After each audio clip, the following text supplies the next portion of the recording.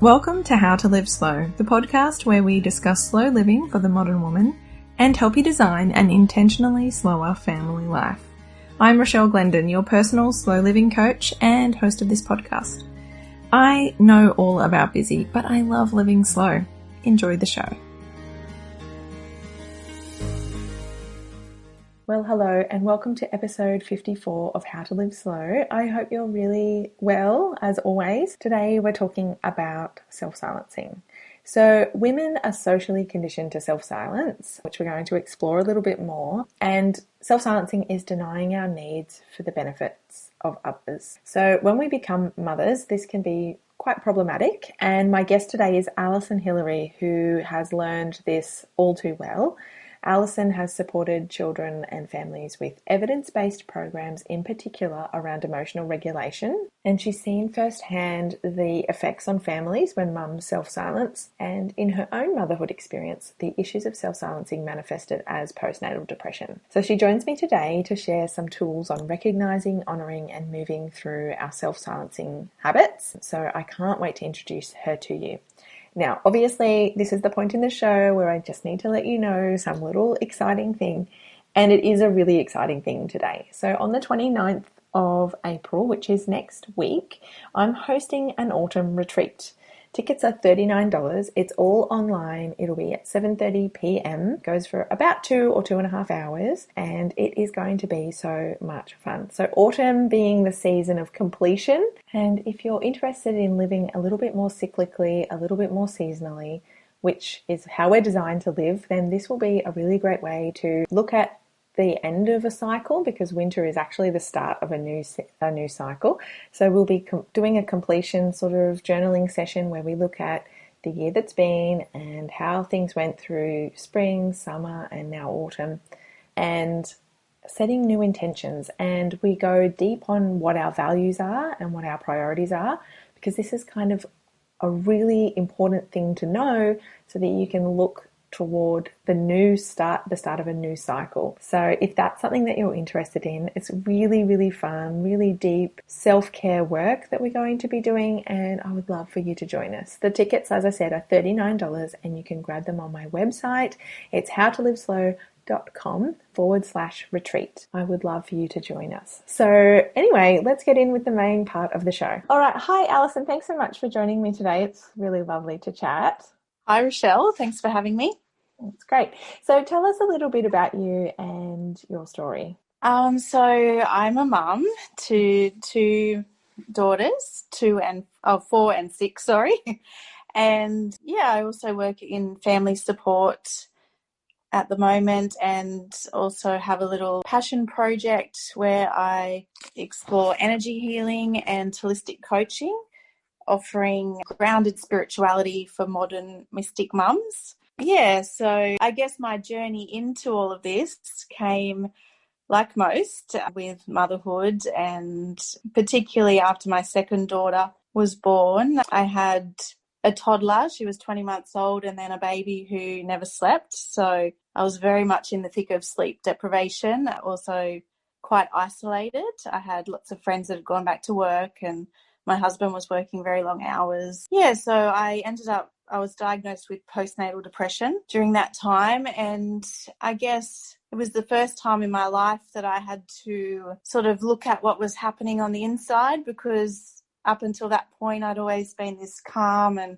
collected person, whereas being squeezed by all of these demands of motherhood, it sort of led to the fact that I couldn't suppress it any longer, and everything was sort of spilling out of me. Yeah, so it was sort of the journey of healing for me. It's so common. I hear that story a lot, and thank you for sharing that. I know it's not always easy. I feel like there's still that little bit of a taboo around talking about these type of things. So I think it's so important that we do. So thank you. And your work in family support as well, like you would have seen a lot of that showing up with the mums that you were working with there, and probably got a lot to do with them not looking after their needs, I would have imagined. Yeah, so I might just go back a little bit also, because before motherhood, I actually supported young children and children with high functioning autism. Mm-hmm. So I'd sort of had this, and throughout that whole time, I'd really had a really big interest in the emotional development of children. So, and in that we ran evidence-based programs around emotional regulation and intelligence. So I did have a lot of that sort of theoretical knowledge. But yeah, during that time I realised I had zero level of practical skills in that area, which I'd never really had to utilise before motherhood. So yeah, I guess through my own healing, I began to realise that mothers were the centre of the child and the family, and so when I did a lot of extra study and really sort of understood that that's where my passion now was. It was supporting mothers. So yeah, it was through that I ended up transitioning into my role as a family support worker, where I now support families to support children, and particularly around, again, that emotional regulation and emotional intelligence. So yeah, it's funny where the universe puts you, because you're obviously in teaching something that you also need to learn yourself. So yeah, I really do see it in other women, very much the exhaustion and overwhelm of parenting, that I guess now I see a lot of people that are very aware, and there's so much information out there. So people want to make a change. They want to parent in a different way, but we haven't been taught ourselves. So we really need to, I guess, learn these skills for ourselves before that we can teach our children. Having said that, I see people, because of this, feeling so much guilt and blame and shame on themselves, and it leads to a lot of, I guess, mental health issues and dysfunctional relationships. The ripple effect is profound. So I do see that a lot every day. It never ceases to amaze me just how important it is to support mums. And when you support mums, you're supporting the children by default, rather than going always straight direct to the child. Yes, so this is we're talking about self-silencing here, really, aren't we? Which is something we all do in big and small ways. Can you explain to us, what, in your thoughts, what self-silencing is and how it impacts mums? Yeah, so I guess self-silencing was this term that I came across when I started studying motherhood and matrescence, and it was just such a light bulb moment, because it sort of, again, was that thread throughout what I'd been learning around our emotions. So I've got a little definition of self-silencing here that I might read out. Self-silencing is the idea that girls, beginning in early teens, and women suppress their own identities, feelings, and emotions in order to develop and maintain relationships, wanting to ensure they appear agreeable, termed by Dana Jack, who's a professional psychologist at Western Washington University. And yeah, it really does, I guess, there's a lot of other theories around this as well, such as the fact that we, as children, we start, because we're sort of wired for attachment, that we learn pretty quickly how to please the adults around us in order to form that secure attachment. But in the process, we lose our authenticity, and we learn to suppress parts of ourselves.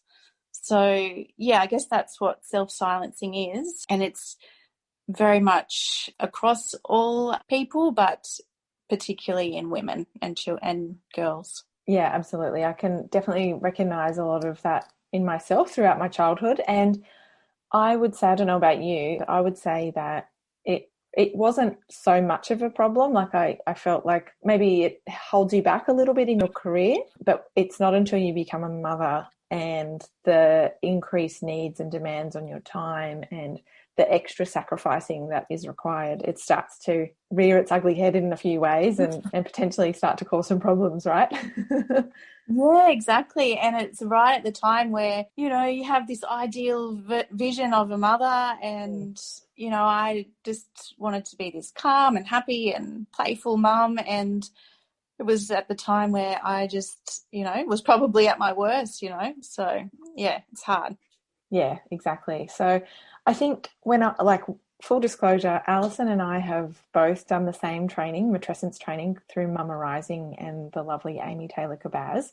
So this idea of self-silencing is something that is probably one of my favorite, or not my favorite concept. I think it was one of the biggest keys to motherhood, that I think that when we can realize that this is something that we do, it can really change things. But it does come as a shock. And I don't know about you, Alison, but when I first learnt about self-silencing as a thing that women particularly do, I almost felt guilt or shame, like it was my fault, when it's not. It's a social conditioning thing in a lot of ways, and it's not necessarily even just from our family. It's from all factors of society, right? So yeah, what would you say to someone if they go, oh, that's me, I put away my needs and I push down what I need and I people please? What would you say to someone to move through that without that increased pressure of feeling guilty or shameful? Well, I guess probably you've heard this before, but the fact that awareness precedes change. So just becoming aware of this doesn't mean we have to sit in it. You know, we can actually be grateful that we've been shown this, and that we, you know, with this knowledge, we can start to change. So in that, I always go to compassion, self-compassion first, knowing that it's a common thing among women and it's not our fault. Again, like you say, that taboo around postnatal depression, you know, we don't talk about these things. So everyone thinks they're alone, whereas it's actually a common human trait, really. And, you know, and we're just at this time, like I said, about with so much information, and I feel like we're at this point of change. So just having compassion again with that, because it feels like a lot of pressure at times, you know, having the knowledge and trying to change things all at once. So I guess, you know, doing it gently and gradually, and knowing that it is going to take time, but it will make a difference in the future to our children and their children. Yeah, I guess it's that awareness, and then compassion, and then understanding that it's a common trait. Yeah, that's a really great place to start. And I know that you talk a lot and you work a lot with energy and moving through that. So have you got some tips on how can we disrupt our cycles? And once we've got that awareness, like what then? Yeah, so I guess one of my big aha moments as well was around the fact that emotions are not negative or positive. They're in fact neutral. So recognizing that is key. All emotions are here to teach us something. And then I go back to like teaching children. So first we start to learn the labels of emotions, you know, a wide range of emotions, and being able to label them. And then we move into being aware of where in our bodies we feel those emotions. So really coming back into our bodies and feeling them, and knowing that they're neither negative or positive, we can start to accept them more easily, because when we sort of tense up, often that energy or emotion can get stuck. Whereas if we relax and observe, knowing that it is, I refer to emotions as energy in motion, emotion. Once we can understand that and observe and honor and welcome that feeling, then you'll notice that your body starts to relax and it begins to flow. So that's been an ongoing practice for me. You know, I'm still doing it daily. And then after we start to feel and honor the emotion, that's when we sort of start that inner dialogue, as if we're talking. Sometimes people refer to it as the inner child, which is basically a metaphor for our emotional body. So it's when you start that self-talk with kindness, and as if you would to a child, I guess. You know, it's okay. We're having a bad day, you know, it's okay to feel this way. And then once you've honoured that emotion and you feel it sort of flow, that's when you can sort of bring that adult self back, and you can set boundaries or make a plan for change. You know, if this emotion is telling you that something's not okay, something's not right, then, you know, once you're not sort of acting from that place of fear or that inner child, when you're back to your sort of adult self, you can make a plan for change. Yeah, so I guess that's kind of my little formula that I use. And yeah, through my studies, I very much have linked all of this theoretical knowledge with my knowledge around energy as well. So it's kind of like a a merging of the two, I guess. Yeah, it's beautiful. I can just imagine another part of self-silencing is around denying how you actually feel, right? So if something's upset you, and, you know, we can tend to try to avoid that feeling, like I'm upset, I'm going to ignore that and move on and, you know, distract myself with something else. But if you were to just sit and feel that feeling, have a cup of tea, have a good cry if that's what you need, or get really angry and allow yourself to be angry for a minute. Yeah. Ignoring it, pushing it down, and then it explodes later. Yeah. And what I've sort of learnt energetically as well is that, you know, if emotions are energy and we're denying our emotions, we're actually trapping our energy as well. Yeah. So that's resources that we don't have access to, you know. So if we can really let that energy disperse, and I guess we're more whole and we're more complete as an energetic being as well. So yeah. It's like we're giving our power away, but by letting it move, we're calling our power back. The reason why so many of us sleep and still wake up feeling tired is there's so many other little things going on, and that's just one of them, is not letting yourself feel the feelings.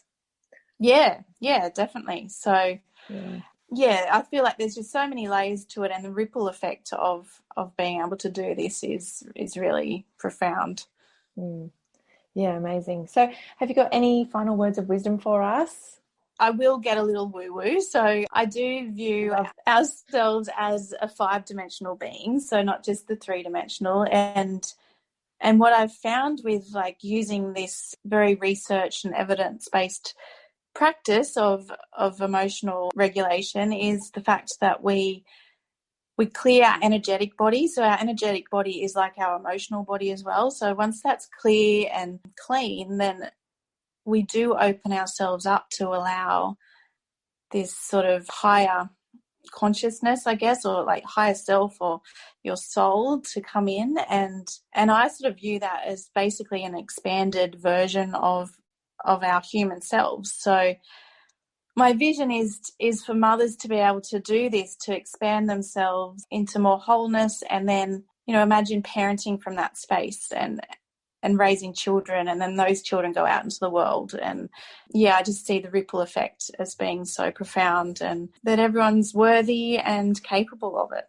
Yeah, that's so cool. I have actually heard a bit about 5D. I'm not certain I understand all of it, but I think you've given us a good description there. So thank you. It makes perfect sense to me. So that that connection to ourselves and letting go of that lower level stuff to move into like that vision that you have when you have kids of like what it's going to be like, and creating space for that to actually happen. Yeah, I think most people, you know, some people are very physical orientated, but then others just have this kind of knowing that there's more than the physical, and but it takes time exploring that. And when you can, it does kind of lift you into those higher emotions of compassion, and you get that higher vision of what life could be. So yeah, that's kind of where I see myself helping mums is in that area. Yeah, so cool. So can we find you online anywhere? Where are you? So I can leave some links for people to have a connection with you. So mainly on Instagram at Allison or -Allison.Kate. Yeah, and I'm sort of playing around with what I'm offering. So if anyone's interested, just, I'd love to talk to you. Great. I'll, as I said, I'll leave the link to everything in the show notes here. Thank you so much for joining me today. It's been really lovely chatting. Thank you. Yeah, it's been great.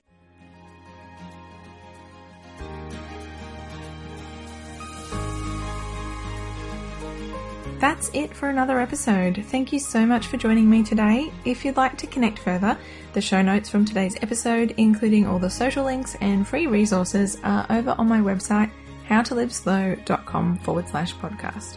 Have a beautiful week ahead, and I'll speak with you again soon.